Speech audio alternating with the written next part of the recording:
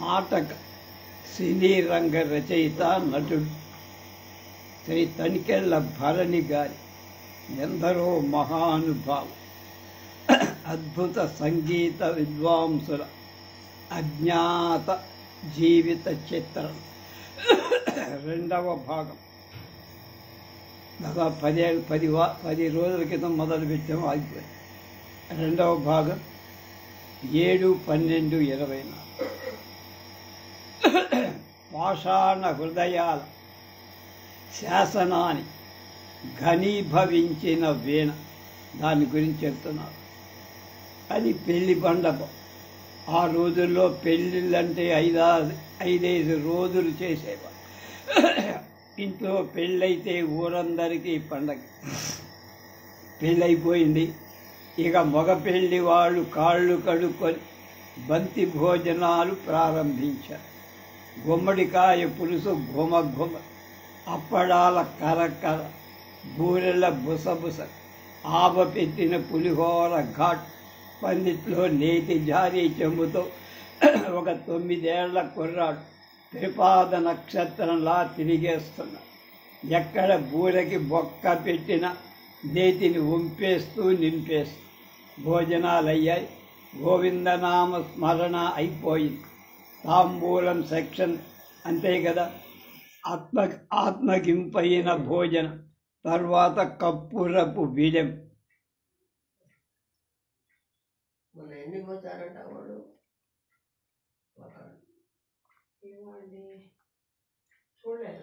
ఓ పెద్ద ఆయన నోటికి బీడా బిగించి, ఒరే అబ్బాయి ఇలా రారా అని ఆ కుర్రాన్ని కాకేసి, కుర్రాడు వచ్చి చెప్పండి అన్నాడు. కమ్మటి నేతితో కడుపు నింపేశావు, ఇప్పుడు కమ్మటి పాటొకటి అందుకోరా అన్నాడు. కుర్రాడి నేతి చెంబు గట్టి మీద పెట్టి 2 చేతులు కట్టుకొని నీలమేఘ శ్యామ అంటూ బెలహరి రాగంలో మొదలుపెట్టి కళ్యాణ మంటపం కళ్ళలాడి ఆ పాట ఆ కుర్రాడి గొంతులోంచి మొదలై పెళ్లి మండపం చుట్టూ ప్రదక్షిణం చేసి తాళం పెద్దవాళ్ల పాదాలకు నమస్కరించి రూపాయి బిళ్ళలాంటి ముత్తైదువుల కుంకుమ బుట్టు చుట్టూ తిరిగి తాంబూలపు పళ్ళల్లోకి జాజికాయ జాపత్రిని తడిమి కొత్త పెళ్లి కొడుకు మీసాలట్టుకొని వేలాడి కొత్త పెళ్లి కూతురు లోలకుల్లో ఉయ్యాలు ఆ పిల్ల కళ్యాణ తిలకంలో కలిసిపోయింది. ఆ కుర్రాడి పేరు గుమ్మలూరి వెంకట శాస్త్రి, ఆ పెద్ద ఆయన పేరు వాస అప్పయ్యగా. అంతే. ఆ 9 ఏళ్ల కుర్రాడు తన శిష్యుడిగా ప్రకటించేసి తీసుకొని చక్కా పోయాడయ్యా. గురువుగారి వాత్సల్యం స్వయం కృషితో గుమ్మలూరి శాస్త్రి గారు త్వరలోనే ఇటు గానం అటు వీణా వాదనలు నిష్ణాతులైపోయారు.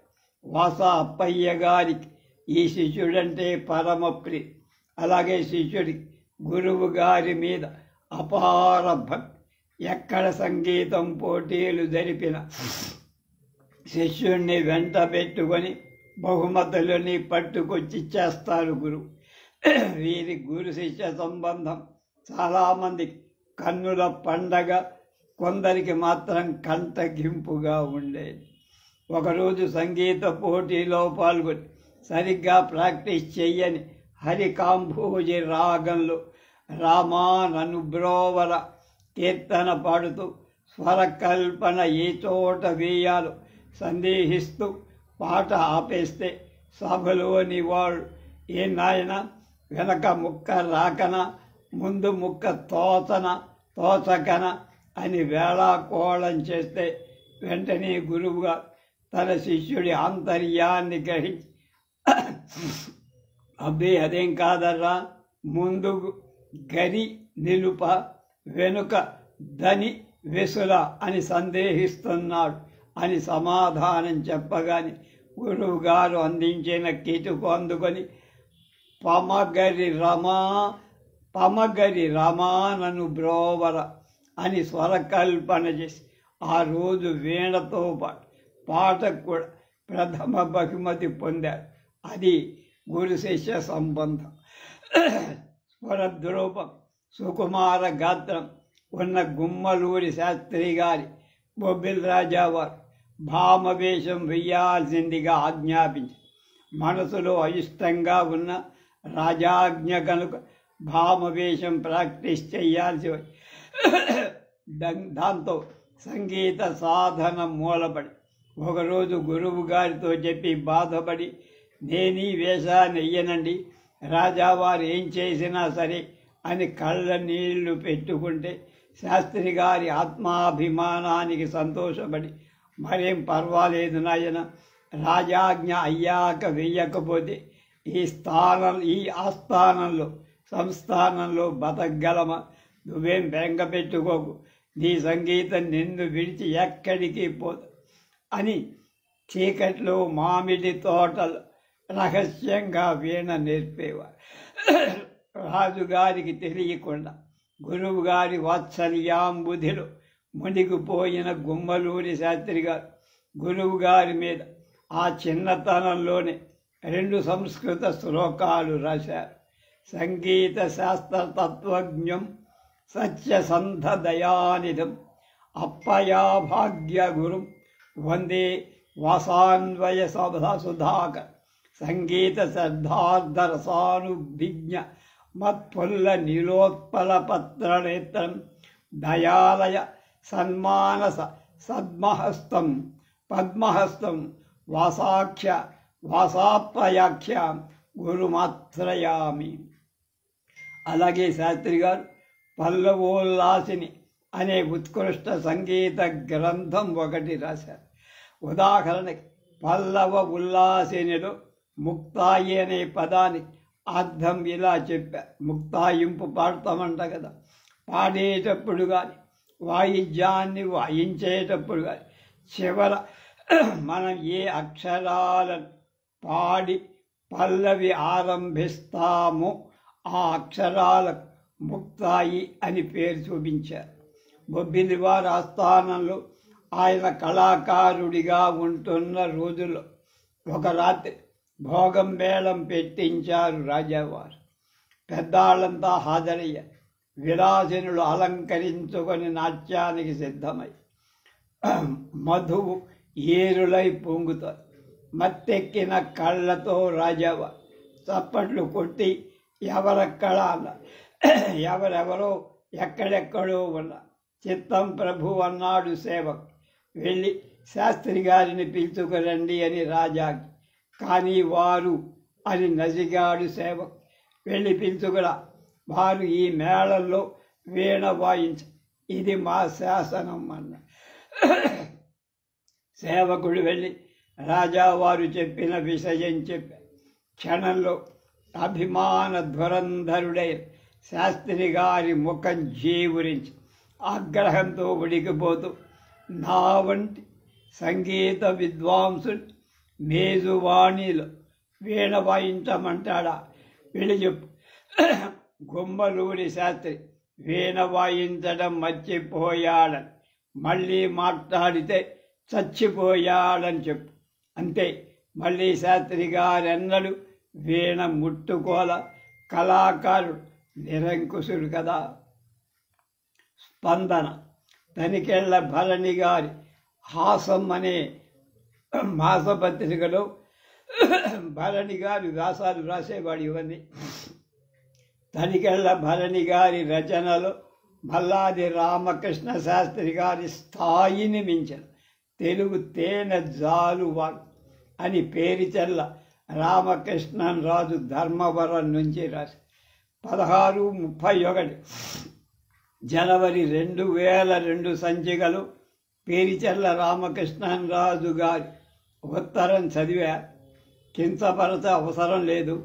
భరణి గారు బాగానే రాస్తుండొచ్చు కానీ గురుదేవుల్ని మిల్చిపోయారు అనటం భావ్యం కాదు. ఎవరికైనా అలాగే. అద్వితీయం అనన్న సాధ్యం అయిన గురుదేవుల జాను తెలుగు స్థాయి చేరుకోవటమే దుర్లభం. ఇంకా మించటం మాట అనూహ్య. అలాంటి అసందర్భపు పోలిక నాబోటి మల్లాది అభిమానుని చింతాక్రాంతుల్ని చేస్తాయి. కేవీఎన్ నరసింహశాస్త్రి, హైదరాబాద్. శాస్త్రి గారికి మీ ఉత్తరం చదివా. మీతో ఏకీభవించకపోతే తెలుగుకి ద్రోహం చేసిన వాణ్ణవుతా. మల్లాది రామకృష్ణ శాస్త్రి గారంటే నాకు పరమ గౌరవం. ఆయన రాసిన తెలుగు నేనే కాదు ఎవ్వడు రాయలే. ఆయన ప్రతిభ అద్దం పట్టడానికి కృష్ణా తీరం ఒక్కటి చాలు. కాకపోతే పేరిచెర్ల వారు నా మీద అభిమానంతో అలా పోల్చారు. మీరు వాత్సల్యంతో మందలించి ఏ విషయంగానైనా గురుదేవుల మల్లాది రామకృష్ణ శాస్త్రి గారిని తలుచుకున్నందుకు ఈ విషయంలో సంతోషిస్తున్న. మరోపక్క కొమ్మ మీది కోతి కొమ్మచ్చులాడింది, నల్లా నల్లాని ఓ బిల్లి ఎండ. మల్లాది వారి పాటలోని ఈ కొబ్బరి లౌజుని మర్చిపోగలమా అని తనికెళ్ల భరణి ఫినిషింగ్ టచ్ ఇచ్చారు. చెప్పి గెలిచిన దూర్వాసుల సూర్యనారాయణ సోమయాజు, విజయనగరం మహారాజు శ్రీ శ్రీ శ్రీ విజయరామ గజపతుల వారికి వీణ అంటే ప్రాణం. యువరాజు గారు శ్రీ ఆనంద గజపతుల వారి సితారుపై మోసు చూడ్డానికి ఒకేలా అనిపించిన దేని దారి దాని. వీణ 16 దక్షిణాది వాయిద్యం, సితార్ ఫక్తు హిందూస్థాన్. వీణికి పక్కన మృదంగం విన్యాసం ఉంటే సితార్కి తబలా కావాలి. అయితే 2 అప్ప చెల్లెళ్ళు కావు, తోడికోడ. రాజావారు కొడుక్కి వీణే నేర్పిద్దామనుకున్నాడు. కొడుకు గారు ససేమిరా వద్దన్నాడని, సరే వీణ సితార్ కంటే గొప్పది అని రుజువు చేస్తే ఒప్పుకుంటావా అని అడిగారు తండ్రి గారు. సితారే వీణ కన్నా గొప్పది అని రుజువైతే కొడుకు ఎదురు బెస్. ఇంతెందుకు, పోటీ పెడదాం. ఎవకరా చప్పట్. సంగీత దర్బార్ తయారైంది. 2 వేడుకలు సిద్ధం. ఒకటి హిందుస్థానీ, రెండోది కర్ణాటకం. ఒకవైపు అత్తరు పరిమళాలు, మరోవైపు అగరు పొగలు.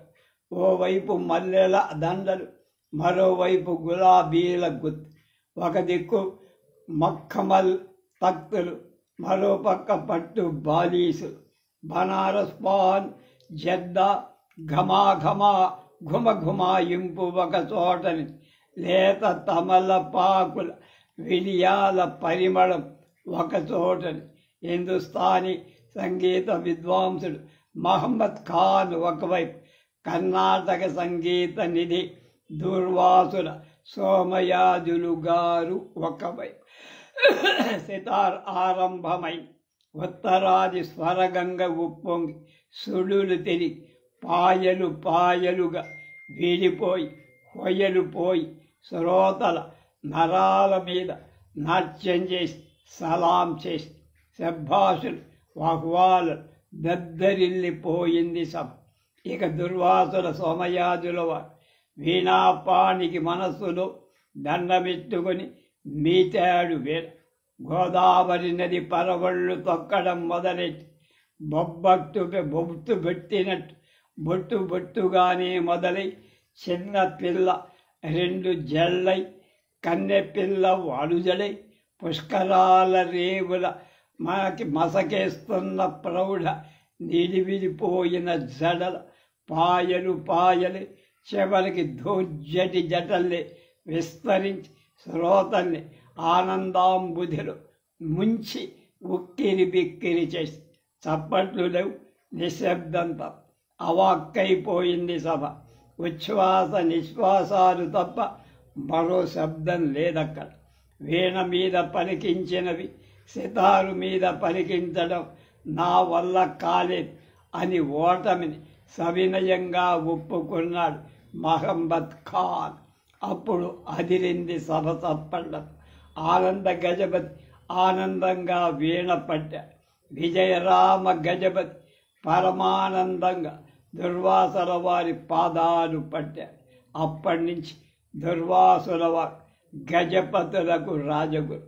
అయితే సోమయాజుల వారు కేవలం కర్ణాటక సంగీతానికే పరిమితం కాకుండా కాశీ, కలకత్తా వంటి ప్రాంతాలకు వెళ్ళి హిందుస్థానీ సంగీతాన్ని కూడా ఆపోషణ పట్టు.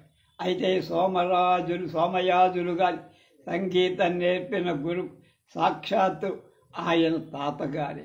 విజయనగర ప్రభువుల వీర చరిత్ర గేయ రూపంలో రచించి 72 మేళకత్తల రాగాలలో స్వరపరిచిన ఘనులు దుర్వాసుల సోమయాజులు. ముఖారి రాగంలో ఇటు చూడల, కాంభోజి రాగంలో ఇందుకే తొందర, మోహన రాగంలో నెరనమ్మినాను అనే శృంగార కీర్తనలు ఆనంద గజపతుల వారి మీద రాసి అంకితమిచ్చి. అన్నట్టు విశేషమైన విషయం ఏమిటంటే, మనం సంగీత త్రయంగా పూజించే త్యాగరాజస్వామి, ముత్తుస్వామి దీక్షత, శ్యామశాత్ రచనల ఆరంభంలో ఆంధ్రదేశం అంతటా విస్తృతంగా ప్రచారం చేసిన ఘనత దుర్వాసుల వారిది. అలాగే 1831 దూర్వాసుల మద్రాసులో మైసూర్, పుదుక్కోట లాంటి 7 సంస్థానాల సంగీత విద్వాంసులకు పోటీ జరిగింది. మైసూరు లాంటి పెద్ద సంస్థానాలు మొదట్లో పెట్టి విజయనగరం వంటి చిన్న సంస్థానాలకు చివరికి అవకాశం ఉండేలా చేశారు. ఈ సంగతి తెలిసిన ఆనంద గజపతి వారు చిన్నబుచ్చుకున్న అప్పుడు సోమయాజులు గారు మందహాసం చేస్తూ, ఎక్కడుంటే ఏమిటండి, జరిగేది పోటీ, గెలవటం లెక్క అంటూ హామీ ఇచ్చారు. చివరిగా దుర్వాసుల వారి వంతొచ్చి కళ్యాణి, వసంత రాగాలతో పాటలు, ఇతర సంగీత సంప్రదాయాలన్నీ మేళవించి వీణ వాదన మొదలువే. అందులో కర్ణాటక మాధుర్యమని, హిందుస్థానీ మజామని, అంతేకాదు పాశ్చాత్యుల కిక్కు కూడా. అందువల్లే పోటీలో పాల్గొనే సమయం 20 నిమిషాలే అయినా సుమారు గంటన్నర పైగా వాయించిన కిక్కురు మనకుండా లేదు సరిగదా. పోటీ చూడటానికి వచ్చే దొరసాను సోమయాజులు గారు వాయించిన పాశ్చాత్య సంప్రదాయ రీతి డ్యాన్స్ చెయ్యటం మొదలుపెట్టి పోటీ ముగిసింది. దుర్వాసుల వెంకట సోమయాజుల గారి ప్రథమ బహుమతి. ఆనంద మహాగణపతి మహారాజు గుండె నిండా ఊపిరి పీల్చుకొని సొగసుగా మీసం మెలేసి, ఆ సందర్భంలో వైస్రాయ్ ఎల్జిన్ ప్రభువిచ్చిన సర్టిఫికేట్ ఎప్పటికీ సోమయాజు గారి మనవరాలి ఇంట్లో భద్రంగా ఉంది. అలా చాలా కాలం పాటు తన సంగీతంతో విజయనగర సంస్థానాన్ని చిరస్మరణీయం చేసిన సంగీత భాస్కరుడై అస్తమించే వేళ ఆసన్నమైన తంత్రులు సడలిన వీణల ఉన్న ఆయన ఒంటి మీద చెయ్యేసి కళ్ళ నీళ్ల పర్యంతమయ్యాడు ఆనంద గజపతి. దుర్వాసుల సోమయాజులు మాత్రం నిశ్చలంగా నిర్మలంగా ఉన్నారు. పెదాల మీద చిరునవ్వు ఇంకా చెదరల్లా. మెల్లిమెల్లిగా కళ్ళలోని కాంతి పైకి ప్రయాణమయ్యి ఆనంద గజపతుల ఆనంద బిందువు ఆయన పాదాలపై పడ్డ. ఆయన నిర్యాణం గురించి దుర్వాసుల శ్రీరామ శాస్త్రిగా ఒక పద్యం రాశారు. వీణయు చేతబూని కొడు విస్మయముప్పతిలంగ భైరవి పానము మేళవించి అమృతంబును పలికెడు మిమ్ము చూచుతున్ గానలు హోణలొక్క గతి మతి చేసిరి గాని నృతి చేసిరి గాని అంతలో వీణుల పుణ్యమి కలని వీడను గానము విస్తరించగా. స్పందన. హాసంలో వైణిక ప్రముఖులు శ్రీ దు. సు. సో గారిని గురించి దూర్వాసుల సోమయాజుల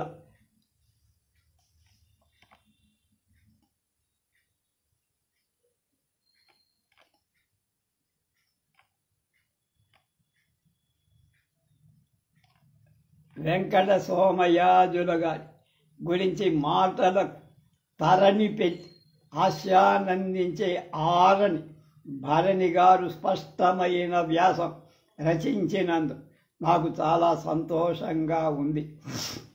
మీలో మంచి కవి, సర్వసద్విమర్శకుడు, హాస్యగాడితో చట్టాపట్టాలేసుకొని సంచరిస్తా. అందుకే ఏది రాసిన ఫలవంతం. దుర్వాస మహాముని అనుగ్రహం వచ్చిన పట్టలేమని పురాణ విదితం. అలానే శ్రీ దూర్వాసుల వారు పాశ్చాత్య సంగీతాన్ని వినిమించి దాని లోతులు తెరచి అందరినీ విస్మయపరిచారు. శారద ప్రేరితమైన కర్ణాటకాన్ని, హనుమత్ ప్రేరితమైన హిందుస్థానీని చుళుకీకరించి ద్వివేది అయ్యారు. మీ వ్యాసం చదివిన తర్వాత కలిగిన స్పందనతో రాస్తాం. ఇలాంటి వ్యాసాలు వ్రాయటం వల్ల ఈనాటి వాళ్ళకి వారి పరిచయం లభిస్తుంది. వ్రాసే విధానంలో చక్కని గతి సంగతి ఉండటం మనసుకు ఇట్టే పట్టేస్తుంది. మీరు ఇలా వ్రాశారు కనుక పండిట్. ఇలాంటి ధన్యజీవుల యథార్థ కథలకు రసరమ్యంగా మీ వీలు వెంట అందిస్తూ ఉండండి. పత్రికకు ఇవి భూయాశీసులై మా వంటి వారి ఆశీస్సులకు కారణాలు. మీలోని రచయితను నిద్రపోనివ్వకండి, లాక్కుని బయటకు తీసుకురండి. హాసంలో దరహాసంతో పాటు దరువు కల సంగీత విషయాలు కూడా వస్తున్నందుకు సంతోషం. మాటలతో ఆడించండి, పాడించండి.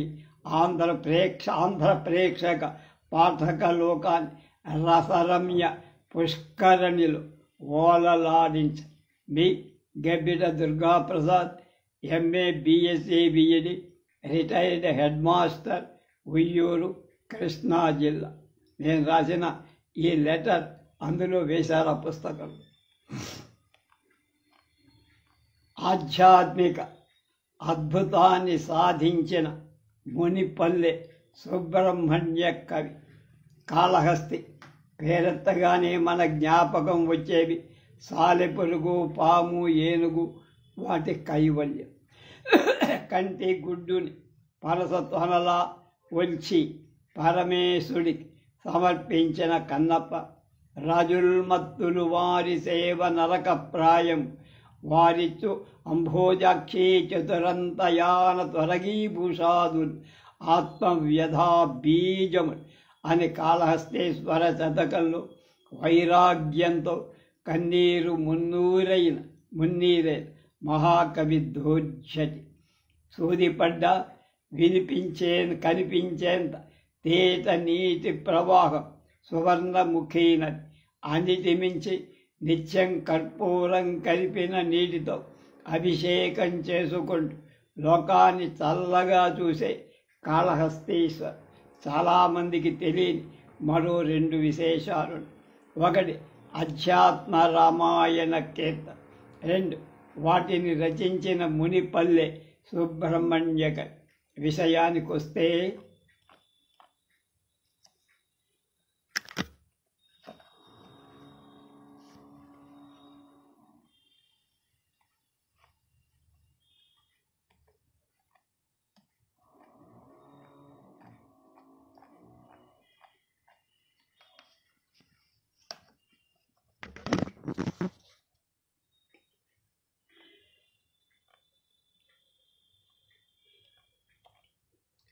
పదిహేడవ శతాబ్దంలో ఆంధ్ర ప్రాంతంలో రాజకీయ సాంఘిక పరిస్థితి అస్తవ్యస్తంగా ఉండటం వల్ల, సంగీతానికి బొత్తిగా ఆదరణ కరువు అవ్వడం వల్ల సుబ్రహ్మణ్య కవి పూర్వీకులు కడుపు చేత పట్టుకొని సంగీతాన్ని నెత్తినెట్టుకొని తంజావూరికి వలసపోయారు.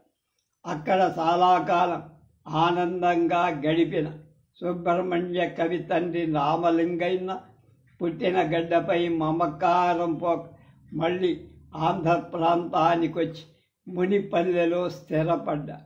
మునిపల్లె రాజుగారు మనకి అద్భుతమైన కథా రచయిత. రామలింగన్న గారి ముగ్గురు కొడుకు వరదన్న, వెంకన్న, సుబ్రహ్మణ్యం. సరే, తండ్రి సంగీత విద్వాంసుడు అవ్వటం, వారికి సంగీతం వంటపడి సుబ్రహ్మణ్య కవి యవ్వనంలో ఉండగానే ఉన్నట్టుండి ఒంటి మీద ఏవో పొడలు ప్రారంభమై తర్వాత శరీరం మీద మచ్చలు రావటం, వాటికి స్పర్శ జ్ఞానం లేకుండా పోవటం దడిసిపోయిన సుబ్రహ్మణ్యం ఆయుర్వేద వైద్యుడిని సంప్రదిస్తే పిడుగులాంటి వార్తే. అది కుష్ఠవ్యాధి సోకిందని గుండె ఆగినంత పని. ఆ రోజుల్లో కుష్ఠవ్యాధి అంటే ఏముంది, చాలామంది ఆ పేరెత్తడానికి భయపడిపోయేవారు. సహజంగా విలిసేదే. ఆఖరికి కుటుంబ సభ్యులు సైతం నిర్లక్ష్యం చేశారు. దానికి ఒకటే ఆత్మహత్య. ఏనాడు నేను చేసుకున్న పాపము అని పరితపించిన సుబ్రహ్మణ్యం ఎవరికి చెప్పా పెట్టకుండా వెంకటేశ్వర స్వామిపై భారం వేసి తిరుపతి వెళ్ళిపోయారు. తనకొచ్చిన వ్యాధిని నయం చేయమని కన్నీటితో వేడుకుంటూ తనకున్న సంగీత పరిజ్ఞానంతో వెంకటేశ్వర స్వామి లీలలు కీర్తనలుగా రాస్తూ కాస్త ఊరట పొందుతున్నప్పుడు అదే సమయంలో కాళహస్తి సంస్థానాధీశులైన దామెర్ల కుమార వెంకటాద్రి సార్వభౌముల వారు 7 కొండల వాణ్ణి సేవించుకునేందుకు తిరుపతికి రావడం, సుబ్రహ్మణ్య గానం వినడం, ముగ్ధులైపోవడం, వెంటనే తన ఆస్థాన విద్వాంసుడిగా కాళహస్తి రమ్మని ఆహ్వానించడం జరిగిపోయి, అంతా నీ లీల ప్రభు అని ఆ రోజు రాత్రి కొంత విశ్రాంతిగా కన్ను మూసి పడుకున్నారు. కలలో శంకుచక్రాలు ధరించి తిరునామంది మందహాసంతో స్వామి సాక్షాత్కరి తల మీద కీర్తనలు రాసి అంకితమిస్తే వ్యాధి నయమైపోతుందని చెప్పి అంతర్ధానమై కాళహస్తి సంస్థానానికి వచ్చిన సుబ్రహ్మణ్య కవి రాజావారు సకల సౌకర్యాలు కలిగి ప్రశాంతంగా రచనలు చేసుకోవటానికి వీలుగా స్వర్ణముఖి నది ఒడ్డున ఇల్లు కూడా కట్టించి ఇచ్చారు. ఒక బ్రాహ్మీ ముహూర్తాన కాళహస్తి దేవాలయంలో పరమేశ్వరుడి సాక్షిగా వెంకటేశ్వరుడు ఆజ్ఞాపించిన ప్రకారం శ్రీరామచంద్రుడి కథను కీర్తనలుగా వ్రాయటానికి శ్రీకారం చుట్టి విష్ణువు కథని శివుడి సమక్షం, అదే హరిహరాద్వై, అదే పరమాత్మ అధ్యాత్మ రామాయణ కీర్తనలు. ఇప్పుడు శివుడు పార్వతి రామాయణం చెప్తున్నట్లుగా ఉంటాయి. ఉదాహరణ, చేరి విన్నవి శౌరి చరితము గౌరి సుకుమారి గిరివర కుమారి. తెలుగు సాహితీ జగత్తులో ఇంత అలవోక ప్రాసలు వేసి రాసిన కీర్తనలు రామాయణం పూర్తయింది, కానీ అది తనకు అంకితం ఇవ్వమని పేచీ పెట్టాడు రాజు. ససేమిరా అన్నాడు కవిరా. రాజు కన్నా కవి బలవంతు, కత్తి కన్నా కలంగం, శాసనం కన్నా అక్షరాలు గొప్ప. తర్వాత రాజావారు పశ్చాత్తాపడి లెంపలేసుకొని క్షమాపణ కోరడం, తానే స్వయంగా కవికి పల్లకి ఏర్పాటు చేసి అంకితం ఇప్పించడం. మర్నాడు సుబ్రహ్మణ్య కవి సువర్ణముఖి నదిలో స్నానం చేసేసరికి కుష్ఠవ్యాధి మంత్రం వేసినట్లు మాయమైపోయి శరీరం సువర్ణ ఛాయతో వెలిగిపోవటం అదో కథ. రాజు వెళ్ళిపోయాడు, కవి వెళ్ళిపోయాడు, కానీ శాశ్వతంగా మిగిలిపోయింది మాత్రం అధ్యాత్మ రామాయణ కీర్తన. 100 ఏళ్ల క్రితం ఆంధ్రదేశంలో అధ్యాత్మ రామాయణ కీర్తన రాని ఆడపిల్లలు లేరు అనడం అతిశయోక్తి కాదని ఒక్కసారి ఆ కీర్తన వింటే తెలుస్తుంది వాటిలోని శక్తి ఏమి. అక్షరాల్ని పెళ్లితే అమృతం బొట్టు బొట్లుగా రా. అందుకే హిందూ కళాశాల ఆంధ్ర ఉపన్యాసకురా ప్రమీలాదేవి గారు తమ పరిశోధన గ్రంథంలో ఇలా అన్నారు: ఆది దంపతులు ఉమామహేశ్వర సంవాద రూపంలో సాగిన అధ్యాత్మ రామాయణంలో వేదాంతం మూర్తి భవించింది సుబ్రహ్మణ్య కవి. వట్టి విద్వాంసుడే కాక అఖండ చిదానుభవాన్ని అనుభవించిన ఆత్మనిష్ట కల యోగి. అందులో క్షత్రియ రాయ ఛాయలు కానపడవు.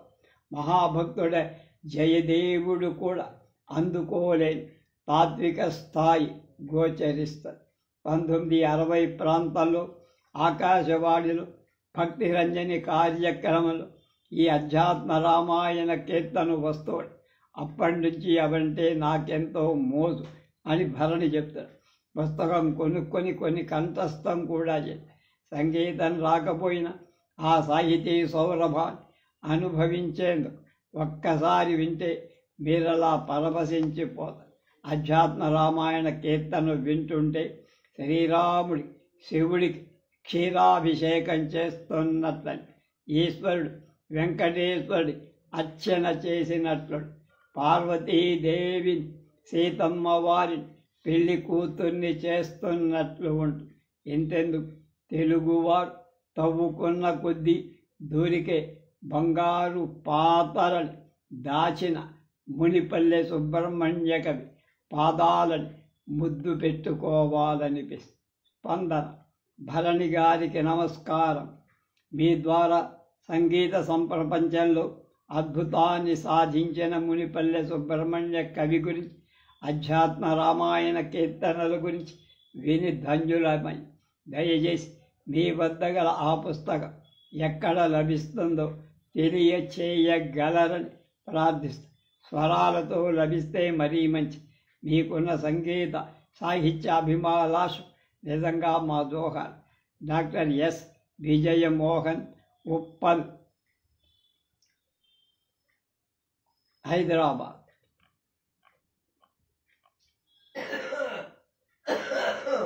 సంగీతంలో ఉస్తాద్, సాముగరిడిలో వస్తాద్ ఆదిభట్ల నారాయణరాజు. అతను కృష్ణుడై పాంచజన్యం పూరిస్తాడు. అతని సవ్యసాచై గాంధీవం సంధిస్తాడు. అతడి అంధుడైన ధృతరాష్ట్రుడై అలమటిస్తాడు. అతడి అభిమన్యుడై మహాసంగ్రామంలో మరణిస్తాడు. అతడే రథమవుతాడు, అతడే గజమవుతాడు, అతడే ఘీంకారమవుతాడు, అతనే ఓంకారమవుతాడు. అతనే నృత్యం, అతనే గానం, అతనే సంగీత సాహిత్య విశ్వరు. అతని మాధ్యమం హరికథ. అతనే శ్రీమదజ్జాడ ఆదిభట్ల నారాయణ దాసుగారు సరస్వతీ పుత్రుడుగా సాక్షాత్తు శారద అవతారం. ఆయన 1864 ఆగస్టు 31వ తేదీ శ్రీకాకుళం జిల్లా అజ్జాడలో జన్మించారు. తల్లి వెంకట నరసమ్మ, తండ్రి వెంకట చెయ్యినులు. సరే, 4 ఏళ్ళు వచ్చేసరికి తల్లి నరసమ్మ గారు పిల్లాన్ని తీసుకొని గుంప అనే శైవ క్షేత్రానికి ఎడ్ల బండిలో వెళ్ళి అక్కడ దిగగానే ఓ పుస్తకాల కొట్టులో భాగవతం చూశాడు సూర్యనారాయణ. కావాలన్నాడు. పిల్లాన్ని చూసి, నీకు భాగవతం ఎందుకయ్యా కుర్రాడా అన్నాడు కొట్టువాడు రంగయ్య. అలాగే మనుకొని భాగవతంలోని పద్యాలు టక టక అప్పగించాడు సూరిబాబు. అంతే, అవాక్కైపోయిన రంగయ్య పిల్లాన్ని ఎత్తేసుకొని ముద్దు పెట్టేసుకొని భాగవతంతో పాటు 5 రూపాయల దక్షిణ కూడా చేతిలో పెట్టి దండం పెట్టాడు ఆ కుంభావ సరస్వతి. 10 ఏళ్ళు వచ్చేసరికి తాతగారి గ్రామం వంతరం వెళ్ళాడు. అరుగు మీద కూర్చొని రాగయుక్తంగా భాగవతం పద్యాలు అంటూ ఉంటే అబ్బురపడ్డ వాసా సాంబయ్య గారు, ఏమే వాణ్ణి నాతో పంపించేయకూడదా? అద్భుతమైన సంగీత విద్వాంసుని చేసి పారేస్తాను అన్నాడు.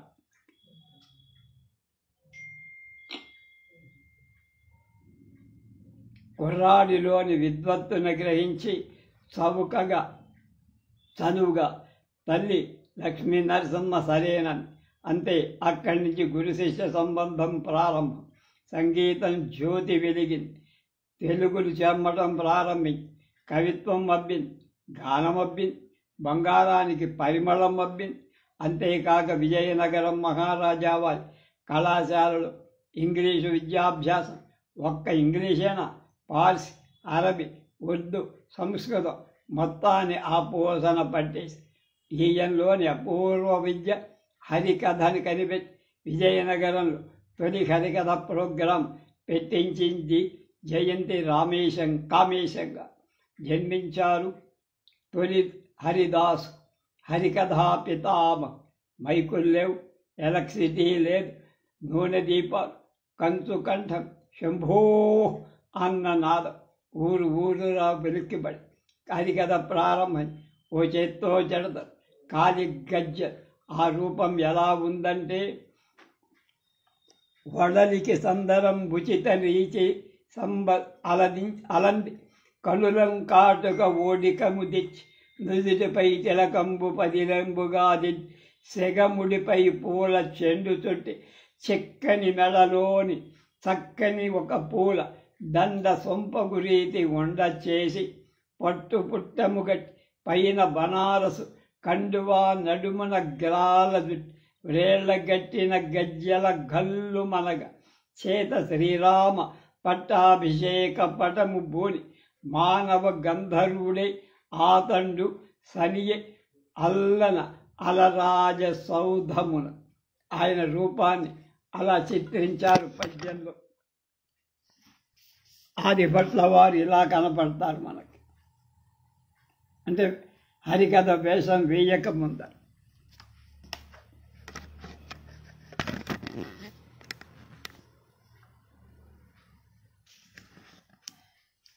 ఆయన రూపాన్ని చిత్రించారు ఎవరు? పేరేశ్వర నరసింహ కవి అని ఆయన ఇందాక రాసిన పద్యం.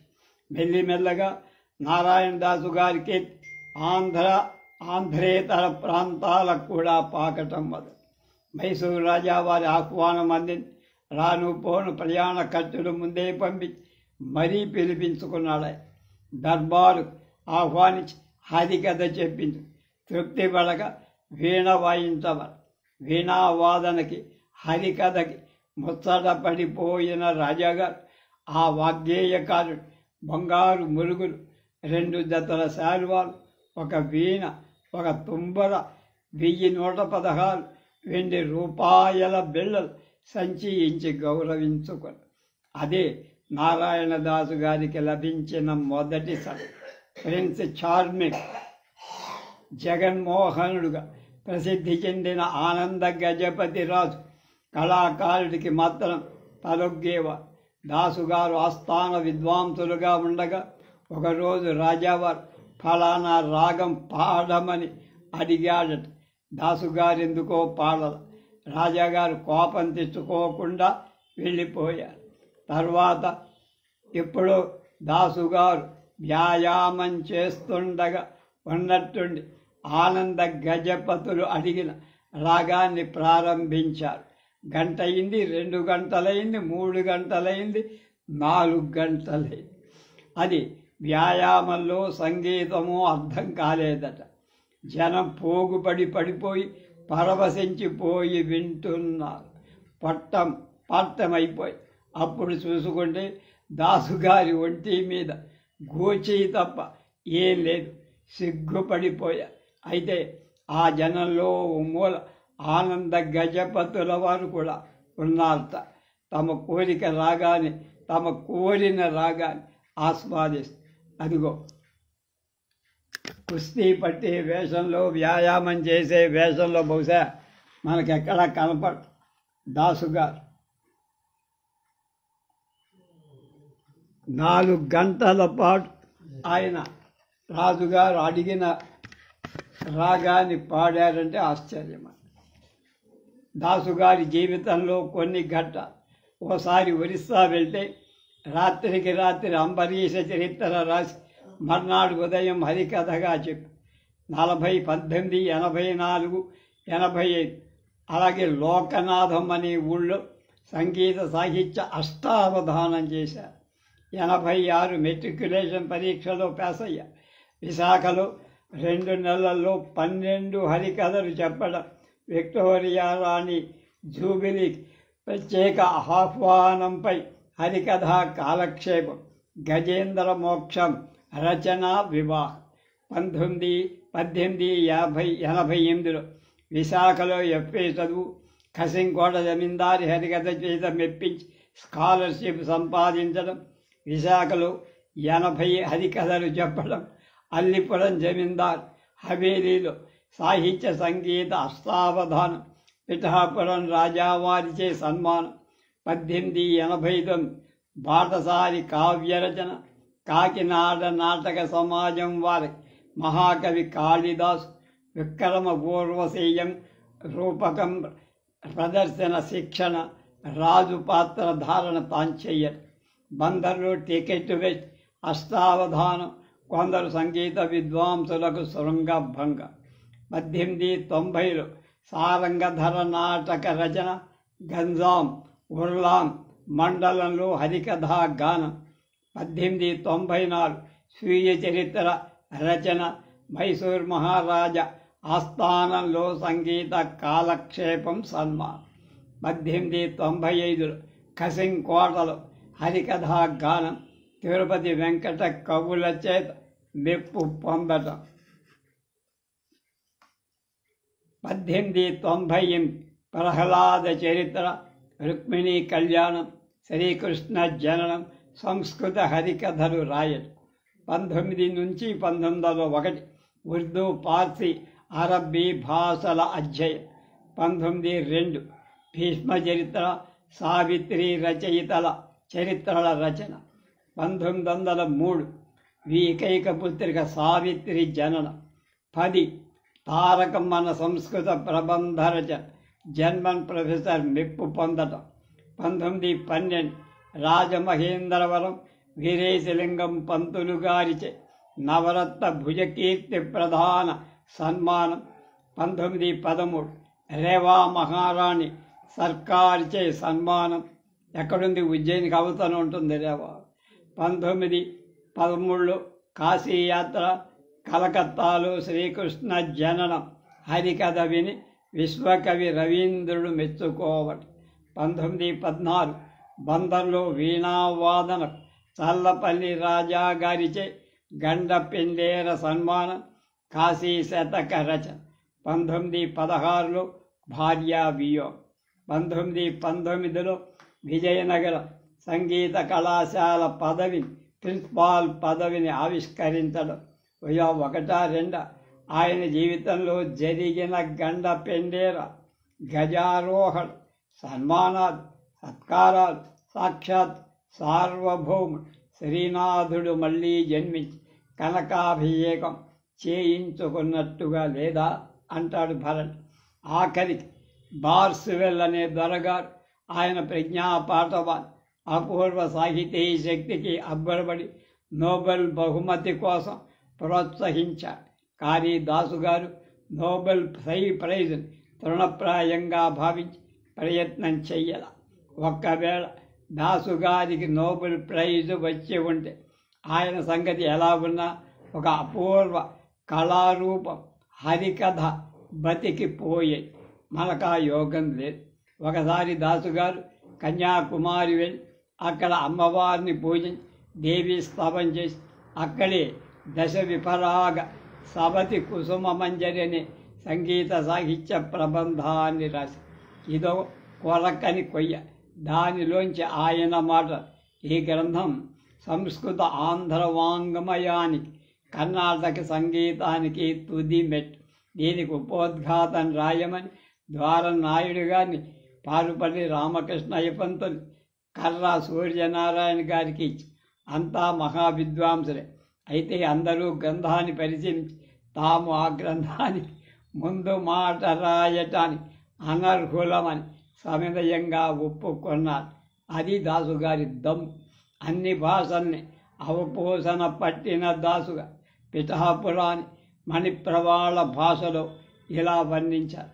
ప్రాజలే కుక్కుడేశ్వర మాధవాలయాభ్యాం ఘనరూప సౌదంతరేణ పార్సి హోసిల్ హమీష హమీన్ తజ్జ నమూన భవిష్యత్ సాపెత్తి హరిపాల.